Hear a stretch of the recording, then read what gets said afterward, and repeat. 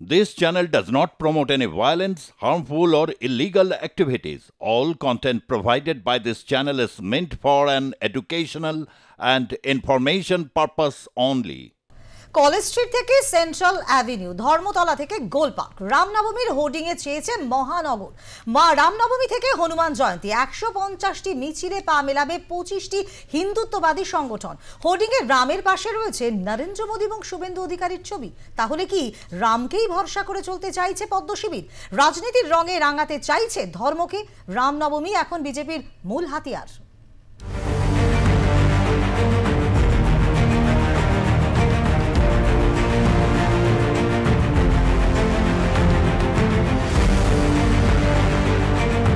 লক্ষ্য রামনবমী, আর সেই রামনবমীকে সামনে রেখে এবার কলকাতা জুড়ে পোস্টারে প্রধানমন্ত্রী নরেন্দ্র মোদীর মুখ এবং পশ্চিমবঙ্গের বিধানসভার বিরোধী দলনেতা শুভেন্দু অধিকারীর মুখ। রামনবমী পালন করুন, এই বিষয়টাকে সামনে রেখে কলকাতা জুড়ে হোর্ডিংয়ে প্রচার। হোর্ডিংয়ে ছেয়েছে কলকাতা রামনবমীর প্রচার। কোথাও দেখা যাচ্ছে central avenue, college street, Dharmatala, Bagbazar, আবার অন্যদিকে গোলপার্ক, এই সমস্ত এরিয়াতে এভাবেই পোস্টার লেগে গিয়েছে। এবং রামনবমী থেকে হনুমান জয়ন্তী পর্যন্ত কলকাতা জুড়ে একাধিক মিছিল করবে 25টি হিন্দুত্ববাদী সংগঠন। শুধু কলকাতাতেই 25টি হিন্দুত্ববাদী সংগঠন, মিছিলের সংখ্যা প্রায় 150, আর গোটা রাজ্য জুড়ে প্রায় 1500 র্যালি হবে বলে ডাক দেওয়া হয়েছে। রামনবমীর দিন আমরা গত এক সপ্তাহ 10 দিন আগের থেকেই বলছি যে সারা পশ্চিমবঙ্গ জুড়ে কোটি কোটি মানুষ রাস্তায় শোভাযাত্রা বের করবেন। এবার কলকাতায় প্রায় 20 থেকে 25টা হিন্দু সংগঠন, আমরা তো ভারতীয় জনতা পার্টির একটা পদাধিকারী, কিন্তু সাধারণ মানুষরা যারা হিন্দু সংগঠনের সাথে যুক্ত আছেন তারা রামনবমী এখানে উদযাপন করবেন, যাত্রা বের করবেন। এবং আমরা অ্যাজ এ ইনভাইটি সেই সমস্ত রামনবমীর শোভাযাত্রায় সকাল থেকে রাত অবধি আমরা উপস্থিত থাকব। রামনবমীকে সামনে রেখে রাজ্য বিজেপিও চাইছে মানুষের সেন্টিমেন্টকে কাজে লাগাতে, আর সেই সেন্টিমেন্টকে কাজে লাগানোর জন্য বিভিন্ন হিন্দুত্ববাদী সংগঠনের সঙ্গে রামনবমী পালনে নামবেন রাজ্য বিজেপির শীর্ষ নেতা থেকে শুরু করে নিচুতলার কর্মীরাও।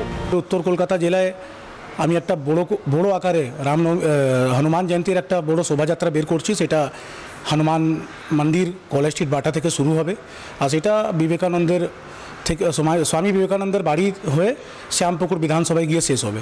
আরও বিভিন্ন জায়গায় হবে, সেটাও ডিটেলস আপনাদেরকে পরে বলে দেবো। শুভেন্দু অধিকারী যেমন রামনবমীর দিনেই নন্দীগ্রামে থাকছেন সকালবেলায়, আবার বিকেলবেলাতেই কলকাতাতেও অংশ নিচ্ছেন তিনি। তবে শুধু শুভেন্দু অধিকারী নয়, একাধিক নেতৃত্ব তারা এই রামনবমীকে সফল করতে এবার ময়দানে নেমে পড়ছেন। রামনবমী নিয়ে ইতিমধ্যেই পুলিশের পক্ষ থেকে বেশ কিছু গুরুত্বপূর্ণ নির্দেশিকা জারি করা হয়েছে, তবু তারই মাঝে জোরালো প্রস্তুতি চলছে। রামনবমী থেকে হনুমান জয়ন্তী পর্যন্ত এই হিন্দুত্ববাদকে সামনে রেখে, রামনবমীকে সামনে রেখে জোর এবং নিবিড় জনসংযোগে নামতে চলেছে রাজ্য বিজেপির শীর্ষ নেতৃত্ব, এ কথাই বলা যায়। আমরা শুরু থেকেই বলি যে বিজেপি একমাত্র রাজনৈতিক দল এই রাজ্যে যে হিন্দুর আক্রান্ত হলেই বিজেপি রাস্তায় থাকবে। কিন্তু মুখ্যমন্ত্রীকে জবাব দিতে হবে হিন্দুদের কাছে। বারবার করে যেভাবে হিন্দুদেরকে ছোট করা হচ্ছে, অসম্মানিত করা হচ্ছে, সেটা কিন্তু ঠিক নয়। মোহন ভাগবতের সঙ্গে আরএসএস প্রধান মোহন ভাগবতের সঙ্গে বৈঠক করেছেন প্রধানমন্ত্রী নরেন্দ্র মোদী নাগপুরে গিয়ে, এবং আরএসএসের শতবর্ষ উদযাপন চলছে। এমনই প্রেক্ষাপটে এবারের এই রামনবমী, এবং প্রধানমন্ত্রী নাগপুরে গিয়ে একাধিক পরিকল্পনা করেছেন মোহন ভাগবতের সঙ্গে। আগামী দিনে জাতীয় স্তরে বিজেপি এগিয়ে যাবে, পেছনে যেভাবে রাষ্ট্রীয় স্বয়ংসেবক সংঘ ছিল সেইভাবে থাকবে, এবং এই বিষয় নিয়ে সমন্বয়ক বৈঠক এবং সমন্বয় বৈঠক বিভিন্ন রাজ্য স্তরে জেলা স্তরেও বারবার শুরু হয়েছে। এমনই প্রেক্ষাপটে এই রামনবমী এবং এই বিষয় নিয়ে সমন্বয়ক বৈঠক এবং সমন্বয় বৈঠক বিভিন্ন রাজ্য স্তরে জেলা স্তরেও বারবার শুরু হয়েছে। এমনই প্রেক্ষাপটে এই রামনবমী এবং সেই রামনবমীকে নিয়ে যে রাজনীতির তুঙ্গে উঠবে এ কথা বলাই যায়। কলকাতা থেকে ছাড়িয়ে জেলা পর্যন্ত একই রকমভাবে হোর্ডিং পড়তে শুরু করেছে রামনবমীকে কেন্দ্র করে।